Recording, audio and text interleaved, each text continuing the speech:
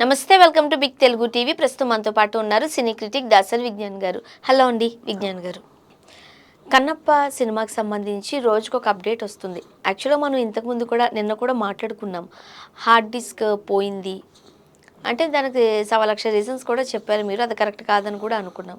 కాకపోతే సాయంత్రానికి వచ్చిన న్యూస్ ఏంటంటే అదంతా మనోజే చేపించారు కావాలని. ఆ, ఈ హార్డ్ డిస్క్ మాయం వెనుక మనోజ్ హస్తం ఉంది అంటున్నారు. నిజమా? మరి అంత దిగజారుతారా మనోజ్ అండ్ గారు? ఇంకొకటి స్వర్ణ, మనం ఏ టాపిక్ తీసుకున్నా సరే ఫస్ట్ ఎవరైనా వచ్చి నాకు అదైంది ఇదైంది వాళ్ళ వల్ల అంటే మనం ఎప్పుడు సపోర్ట్ చేసుకోము.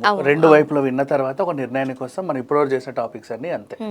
నిన్నటికి నిన్న హార్డ్ డిస్క్ పోయిందని అవతల వాళ్ళు అన్నారు, ఆయనే తీసుకొని ఉంటాడు అని అన్నారు. మరి ఈ వెర్షన్ కూడా వినకుండా తెలుసుకోకుండా మనోజ్ వినేయడం కూడా తప్పే అంతేగా మరి. అఫ్ కోర్స్ పనులను అనడం కూడా తప్పే అని అన్నాం కదా.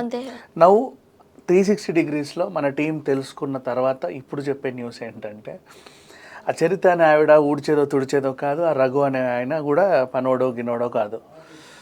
అది మంచు మనోజ్ టీమే. కాకపోతే ఇది క్లారిటీ.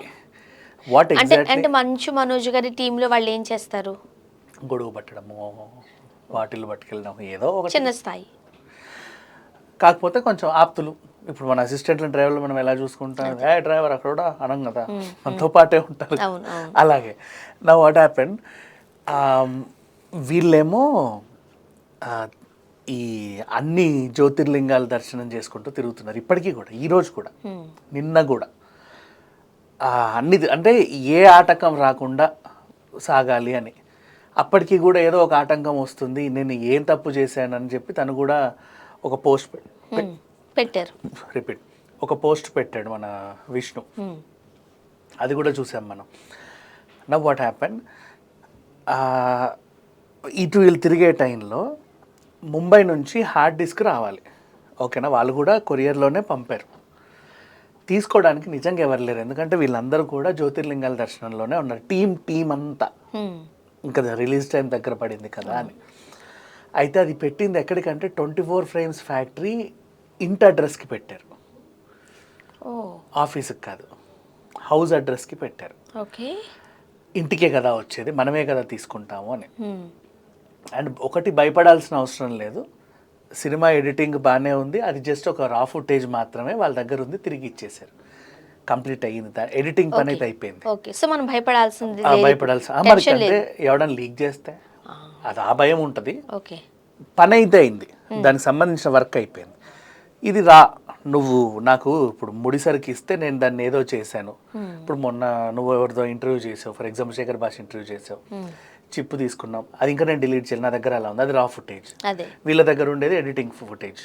నీకు అర్థమైంది కదా డిఫరెన్స్. ఇప్పుడు ఆ ఫుటేజ్ వచ్చింది. అది వచ్చినప్పుడు వాళ్ళ అమ్మగారికి బాగాలేదు,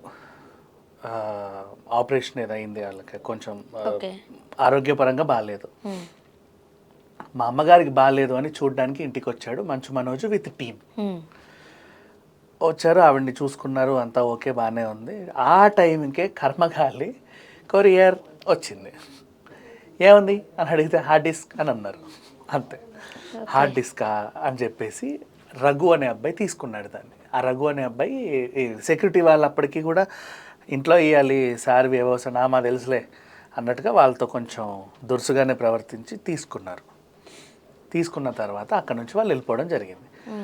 అది మంచు మనోజ్ కాన్ఫిడెన్స్. ఇది జరిగి కూడా ఒక హార్డ్లీ 2 వీక్స్ టైం గడుస్తూ ఉంది. చాలామంది అన్నట్టు 45 డేస్ కాదు, 2 వీక్స్. అంటే ఆపరేషన్ ఎప్పుడైంది, అప్పటి నుంచి అంతే. ఆపరేషన్ అయిన తర్వాత వారానికో ఎప్పుడో వీళ్ళు వెళ్ళారు, అప్పటి నుంచి టైం అంటే ఒక 15 డేస్ గ్యాప్ అంతే, అటు ఇటుగా అయ్యింది. తర్వాత వీళ్ళకి వచ్చిన తర్వాత కనుక్కున్నారు ఫుటేజ్ ఏది మన హార్డ్ డిస్క్ ఏంటంటే ఇంకా రాలేదు, మీరు ఏదో పంపామన్నారు. అరే పంపామే, అయిపోయింది, ఏదో చూడు ఏదో రాలేదంట. ఇప్పుడు విష్ణు గారు వెళ్ళి మంచు మోహన్ బాబు గారు వెళ్ళి అన్నీ చూసుకోరు కదా, కొరియర్ వచ్చిందా లేదా, డిటిడిసి కొరియర్ ఆఫీస్కి వెళ్ళి నా నెంబర్ ఇది అని చెప్పరు కదా, వాళ్ళకే చెప్తారు.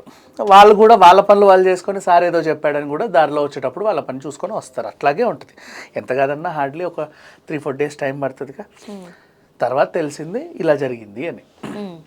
ఇలా జరిగిందని తెలిసిన తర్వాత అప్పుడు వీళ్ళు ఏం చేశారంటే, వీళ్ళ భయం ఏంటంటే దానివల్ల ఉపయోగం ఏం లేదు, సినిమాకి వచ్చిన నష్టం లేదు. ఓకే. అంటే ఎడిటింగ్ జాప్యం అవ్వడం, రిలీజ్ జాప్యం అవ్వడం లాంటివి లేవు. కానీ ఉన్న ప్రాబ్లం ఏంటంటే ఒకవేళ ఆ రా ఫుటేజ్ని కనుక ఎవరైనా రిలీజ్ చేస్తే ముందే అందరి లుక్స్ బయటపడి, షూటింగ్ లొకేషన్లో ఏం జరిగిందో బయటపడి, అదొక డ్యామేజ్. మనకు అప్పట్లో మగధీరాకి చాలాసేపు, బాహుబలికి కూడా అయింది కరెక్టే. కానీ సూపర్ డూపర్ హిట్ అయ్యాయి కదా. సంతోషం. అదొకటి. కానీ ఒకటి అబ్బా, ఆ విజువల్ ఎఫెక్ట్ మనం స్క్రీన్ మీద చూసినప్పుడు అది కనుక మనకి నచ్చితే ఎన్ని లీక్స్ జరిగినా ఆ సినిమాలు హిట్ అవుతాయి. మీరు చూడండి, థియేటర్కి వెళ్ళి చూస్తారు జనాలు. అవును, 100%. నీకు కథలో దమ్ము లేకపోతేనే లైట్ తీసేసుకుంటారు. అండ్ ఇంకొకటి, ఇది లీక్ అవ్వాలని నేను కోరుకోవట్లా, అలా లీక్ అయిన సినిమాలు పెద్ద పెద్ద హిట్లు అయ్యాయి. మగధీర పెద్ద హిట్ అప్పట్లో. ఇప్పుడు మగధీర మన ఇంత కథ ఉందా అని థియేటర్కి వెళ్ళి చూసిన వాళ్ళు లేరు. నెక్స్ట్ బాహుబలి అంత పెద్ద హిట్. మన పుష్ప కూడా ఎన్ని లీక్లు అయ్యాయి, మరి అది ఇంకా పెద్ద హిట్. ఇంకా ఏదో ఉందని చెప్పి మరి జనాలు వెళ్ళారు. పుష్పలో ఏది లీక్ అయిందంటే నదుల్లో ట్రాక్టర్లు పోవడం లీక్ అయింది. అది ఏంటో అర్థం కాల, తర్వాత సినిమా చూసాక అర్థమైంది. ఇలాంటివి కొన్ని లీక్ అయ్యాయి. ఏమో ఇప్పుడు కన్నప్ప ఒకవేళ లీక్ అవ్వలేదులే, లీక్ అయ్యి ఉంటే ఇది ఇంకా పెద్ద హిట్ అయ్యేదేమో, చెప్పలేము. సో ఇది మరి మనోజ్ గారు అలా చేస్తారని అనుకోవద్దు. అలాగే చేశాడు. ఇప్పుడు వీళ్ళ దగ్గర ఆ హార్డ్ డిస్క్ ఎవరు రిసీవ్ చేసుకున్నారు ఏంటి, కొంపలని నాకు ఆ సీసీటీవీలు ఉండవా, ఉంటాయిగా. అవన్నీ ఆధారం చేసుకొని వెళ్ళి కంప్లైంట్ పెట్టారు. ఊరికే ఇప్పుడు సింపుల్గా కంప్లైంట్ పెట్టి పోయింది ఈయనే తీసాడని చెప్పి వాళ్ళు తీసుకోరు, రుజువు లేవని అడుగుతారు. ఎందుకంటే ఈయన సెలబ్రిటీ, ఆయన సెలబ్రిటీయే, వీళ్ళకి పడట్లేదని చెప్పి అందరికీ తెలుసు. ఊరికే 1,00,000 సార్లు మంచు మనోజ్ వెళ్ళి కంప్లైంట్ పెట్టిన దాఖలాలు కూడా ఉన్నాయి. దాంట్లో షుగర్ పోసాడు, దీంట్లో పిన్నీస్లు వేసాడు అని, అవి కూడా మనం చూసాం. సో వీళ్ళు ఊరికే తీసుకోరు. మాకు మీ కంప్లైంట్స్ అంటే మాకు ఒక అనుమానం అండి, మీరు కావాలని కూడా చెప్తారు. వాళ్ళ మీద వీళ్ళు, వీళ్ళ మీద వాళ్ళు, ఎవిడెన్స్ లేవండి, ఇదిగోండి ఎవిడెన్స్. సో ఇది జరిగింది. అండ్ నౌ ఇది మనోజ్ కాన్ఫిడెంట్. మొన్న వాళ్ళ ఈవెంట్లో చరిత, చాలా థ్యాంక్స్, నువ్వు నాకు చాలా పెద్ద సహాయం చేసావు. ఏం చేసావు? పక్కోడి సినిమా హార్డ్ డిస్క్లు దొబ్బి నీకు ఇస్తే చాలా మంచి సహాయం చేసినట్ట. ఓహో, ఆ డైలాగ్ ఇందుకోసం వచ్చిందా? పక్కోడి హార్డ్ డిస్క్లు దొబ్బి నీకు ఇచ్చినందుకు అంటే అది దొంగతనం. అది ఇంకా చెప్పాలంటే సింపుల్గా అసలు చాలా మంచి అబ్బాయి కదా, ఎందుకు ఇలా తయారవుతున్నాడు అదే కాన్ఫిడెంట్తో శివయ్య అంటే శివుడు రాడు అని చెప్పేసి ఆ వెకిలితనం, ఆ చేష్టలని, అరే ఏంటి సడన్గా ఇంత రెచ్చిపోతున్నాడు అర్థం కాల. తర్వాత మళ్ళీ ఎమోషన్ అయ్యి నా కూతుర్ని ఎత్తుకోవాలని ఉంది, అలా చేయాలని ఉంది, నాకు ప్రేమ కారిపోతుంది, ఇవన్నీ అన్నాడు. ఇవన్నిటి వెనకాల కూడా ఇదే జరిగింది. యాక్చువల్గా మోహన్ బాబు గారికి చిన్న కొడుకు అంటే ఎవరికైనా ఉంటుంది, పెద్దోళ్ళన్నా చిన్నోళ్ళన్నా కాస్త ప్రేమలు ఎక్కువగా ఉంటాయి. అలా ఉందామనుకున్నా ఆ నిర్మలమ్మ గారు సొంత కొడుకు కాబట్టి ఇంకేదో తన వంతుగా మాట్లాడదామనుకున్నా ఇలాంటి పనులు చేయడం వల్ల ఆగిపోవాల్సి రావట్లేదు. చిల్లర పనుల్లాగా అనిపించలే.